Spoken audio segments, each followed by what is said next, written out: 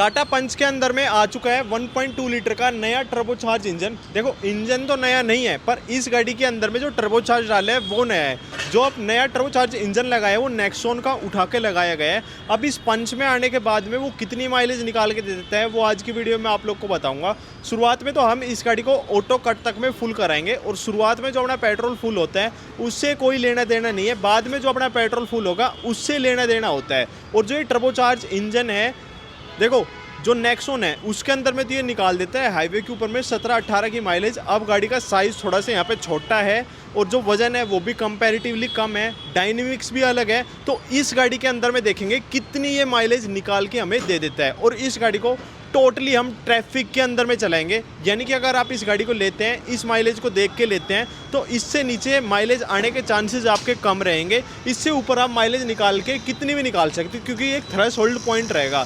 चलाऊंगा तो मैं लिहाजे से, पर पूरे ट्रैफिक के अंदर में हम इस गाड़ी को चलाने वाले हैं। अभी पेट्रोल अपना फुल है और मैं ट्रिप को यहाँ पे रीसेट कर देता हूँ। और सीएनजी के अंदर में ना एक ये अच्छी बात है, जैसे सीएनजी भरवाओगे ऑटोमेटिकली रीसेट हो जाती है। वो डिस्टेंस टू एम्प्टी दिखाता रहता है, मतलब जब खत्म हो जाएगी, जैसे पेट्रोल चलाओगे तो वो ट्रिप रुक जाएगी, और जैसे उसको दोबारा से सीएनजी में लगाओगे तो वो ट्रिप चालू हो जाएगी। पर इसके अंदर में हमने फिर भी ट्रिप को यहाँ पे 0 कर दिया है। और जो टोटल ओडोमीटर यहाँ पे यूनिट दिखा रहे हैं 161692 किलोमीटर चल चुकी है, और मतलब डिस्टेंस टू एम्प्टी दिखा रहे हैं अपनी 312 किलोमीटर। इतनी गंदी माइलेज तो खैर नहीं होगी जो 312 किलोमीटर जो अपनी गाड़ी चलेगी। अब चलते हैं इसको लेके पुणे के ट्रैफिक के अंदर में। 2 जने हम गाड़ी के अंदर में ट्रैवल कर रहे हैं। टेम्परेचर है 30 डिग्री सेल्सियस। एसी हम बिल्कुल लो कंडीशन के अंदर में चलाते रहेंगे, और जैसे मैंने बताया चलाएंगे इस तरीके से जैसे एक आदमी लिया, जैसे अपनी गाड़ी को चलाते हैं। माइलेज निकालने के लिए बिल्कुल नहीं चलाऊंगा, डे टू डे लाइफ के अंदर में जैसे चलाते हैं उसी तरीके से गाड़ी को चलाया जाएगा। अभी ना फिलहाल में मैं इससे पहले 1.2 लीटर का इनके सीएनजी के अंदर में चला के आया हूँ। भाई उस इंजन से इस इंजन पे आया हूँ ना, फ़र्क तो है। देखो भाई चलाने में मज़ा तो है भाई। इस गाड़ी के अंदर में टर्बोचार्ज अगर आप चलाते हो ना, फील सी आ रही है अच्छी सी, और मतलब गाड़ी ने एकदम सडन सी उठ रही है। क्योंकि अभी करीबन 60 किलोमीटर मैंने वो गाड़ी चलाई, तो उस हिसाब से थोड़ा सा पंजा सेट हो गया। अब मैं इसको उस हिसाब से उठा रहा हूँ तो थोड़ी सी भाग सी रही है। तो हाँ भाई, टर्बोचार्ज इंजन आने के बाद में मज़ा तो आया है। और फिलहाल में तो गाड़ी कुछ चली नहीं है, 0.7 किलोमीटर चली है, और टोटली भीड़ भड़क्के में ही जो है अपनी गाड़ी चलेगी। अगर आपको एक बड़ी गाड़ी का इंजन छोटी गाड़ी के अंदर में डाल देते हो ना, फिर गाड़ी के अंदर में जो परफॉर्मेंस आती है भाई बहुत अच्छी सी आ जाती है। वही वाली चीज़ इस गाड़ी के अंदर में हो रही है। टर्बोचार्ज इंजन आप बिना सोचे समझे ले सकते हो। अगर आप सोचते हो कि भाई नहीं यार 1.2 लीटर का इंजन मेरे लिए अंडर पावर रहेगा, मैं है खैर ये भी 1.2 है, वो टर्बो नेचुरल एस्पिरेटेड वाला है, मैं पहाड़ वाड़ में रहता हूँ तो मेरे लिए कुछ पावरफुल चाहिए, तो बिना सोचे समझे आप इसका ये वाला इंजन बाय कर लेना। और कैबिन के अंदर में गाड़ी में कहीं भी कोई भी आवाज़ नहीं आती है। हमने इसको ऑफ रोड ट्रैक के ऊपर में भी ट्रैक कर लिया, और वैसे हम चला रहे हैं तो यहाँ पर भी कैबिन में कोई भी आवाज़ नहीं आ रही है। और अपने जब बारिश आती है तो आपको पता है हर जगह भर भर के पानी चलता है। इसके अंदर में 400 mm की वाटर वेडिंग कैपेसिटी मिल जाती है, यानी कि लगभग 40 सेंटीमीटर तक आप इसको गहरे पानी के अंदर में ले जा सकते हो। ऑन कागज में तो भाई ये 40 है, बाकी इसको 50-60 में भी आप ले जाओगे तो ऐसी कोई मेजर दिक्कत आएगी नहीं। पर अगर आप इसको इतने गहरे गहरे पानी में ले जा रहे हो ना, तो एक वाटर डैमेज का भी रहता है इंश्योरेंस के अंदर में, वो जरूर आप बाय कर लेना। कल को आपके इंजन को प्रॉब्लम हो जाए या इलेक्ट्रिक पार्ट में फेलियर हो जाए, तो ना तो वो वारंटी में कवर होता है, ना फिर उसको इंश्योरेंस कंपनी देती है। अगर वो इंश्योरेंस में रहेगा फिर आपका एक प्लस पॉइंट रहेगा। आपको लगता है कि भाई मेरी एरिया में इतना भरता है या मेरा ऐसा काम कभी पड़ जाता है, तो वो चीज़ भी आप लोग ले सकते हो एड ऑन की तरह। जो गाड़ी का इंजन है, अगर आप उसकी आवाज़ कैबिन में मतलब सोचते हैं कि ज़्यादा आती है, थोड़ी बहुत आती है, पर ऐसे नहीं आता कि वो गंदी लगती है। ठीक है भाई, उससे आपका काम बिल्कुल बढ़िया तरीके से चल जाएगा। फिलहाल में तो अपनी गाड़ी 6.6 किलोमीटर चली है, और 13 मिनट के अंदर में हमने डिस्टेंस कवर किया है। अब हम कोशिश कर रहे हैं थोड़ा सा ट्रैफिक में भी हो जाए और थोड़ा सा हाईवे के ऊपर भी हो जाए, तो एक मिक्स सा आप लोगों के लिए मिल जाए। भाई ये 13 मिनट नहीं है, ये 13.9 की माइलेज जो है दिखाने लग रही है गाड़ी। भाई गाड़ी में अगर आप टर्बोचार्ज इंजन लेते हैं ना, तो सिर्फ मैनुअल ट्रांसमिशन के अंदर ही आप लोग को मिलेगा। और मैनुअल से देखो, नेचुरल एस्पिरेटेड मैनुअल इंजन और natural aspirated non natural turbocharge आपका मैनुअल, तो ये इनके बीच में डिफरेंस आएगा आपका 89,000 का। ऑन रोड में मैं बात कर रहा हूँ, ऑन रोड प्राइस के ऊपर मैं बात कर रहा हूँ गुड़गांव हरियाणा में। बाकी थोड़ा बहुत ही अदर स्टेट के अंदर में डिफरेंस आएगा, ज़्यादा ऐसा कुछ डिफरेंस नहीं आता है। और जो गियर शिफ्टिंग है ना भाई, मतलब ऐसा है कि मक्खन की तरह जो है इसके गियर शिफ्ट हो रहे हैं, पर थ्रोज जो हैं मुझे थोड़े से लंबे लग रहे हैं, जैसे कि अपने नेक्सॉन के अंदर में होता है, उसी तरीके की थ्रोज लग रहे हैं ये। गाड़ी को अगर आप कहीं लेके जाते हो तो थोड़ी देर आइडलिंग पे भी आप खड़ा रखते हो। तो अभी हम क्या कर रहे हैं, यहाँ पुणे के अंदर में 30 रुपए का नारियल पानी मिल रहा है, तो उसको लेके आता हूँ और थोड़ी देर हम खड़ी रखेंगे यहाँ पे गाड़ी को स्टार्ट पोजीशन पर। रुके होंगे करीबन हम 10 मिनट और आइडलिंग पे अपनी गाड़ी खड़ी रही है। और वैसे अपनी गाड़ी 13 किलोमीटर चल चुकी है, 13.9 का यहाँ पे माइलेज ये गाड़ी शो करने लग रही है। और वैसे अगर अपनी गाड़ी देखोगे तो 1700 किलोमीटर लोगों ने चला दी, लोगों ने नहीं, मीडिया वाले लोगों ने चलाई है।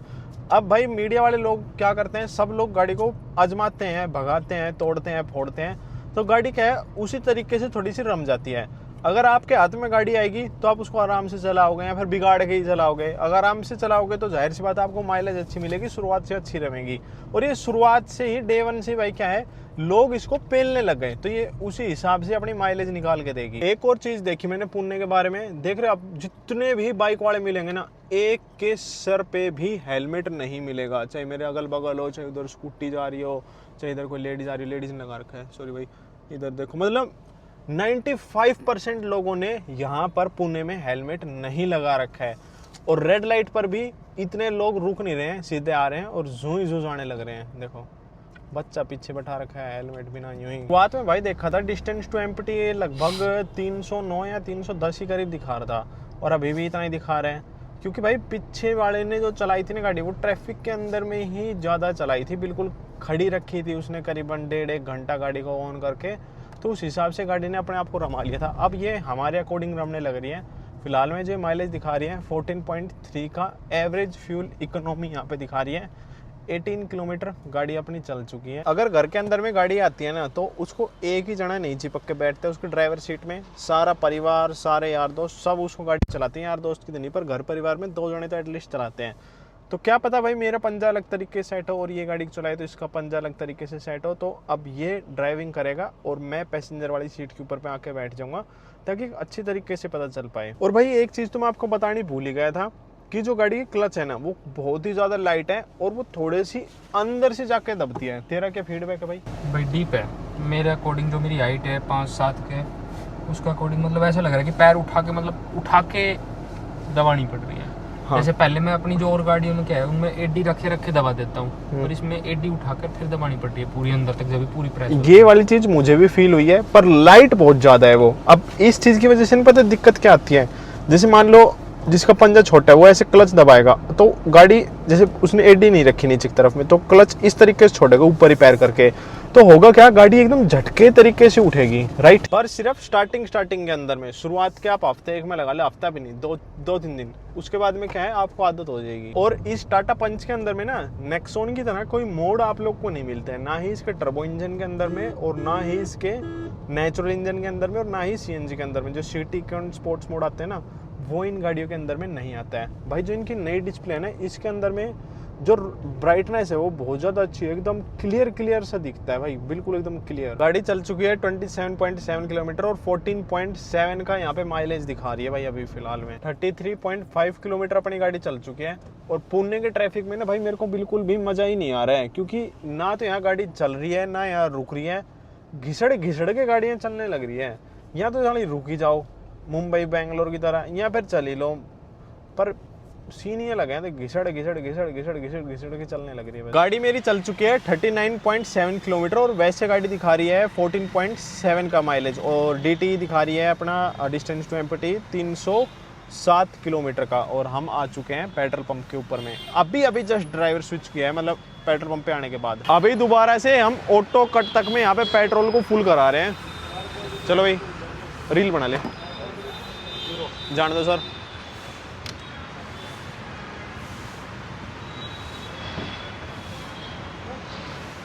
दो लीटर 3.2 लीटर जो है गाड़ी के अंदर में पेट्रोल आया है, और ऑटो कट जो है यहाँ पे हो चुका है। और देखो भाई टाटा ने फेसलिफ्ट तो कर दिया, बट इसकी की को यहाँ पे चेंज नहीं करा है। इसके ऊपर में ना आप मेटल का की कवर इंस्टॉल कर सकते हो, और गाड़ी की ऐसी ही चमक बरकरार रखने के लिए हमेशा माइक्रो फाइबर क्लॉथ का यूज करना।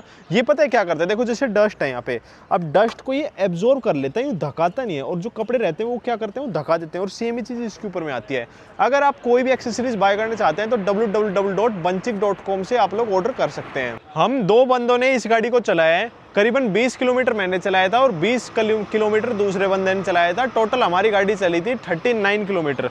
39 पॉइंट समथिंग कुछ किलोमीटर चली थी, तो 39.7 divide by 3.2 is equal to 12.4 का जो है हमारी गाड़ी ने यहाँ पे माइलेज दिया है।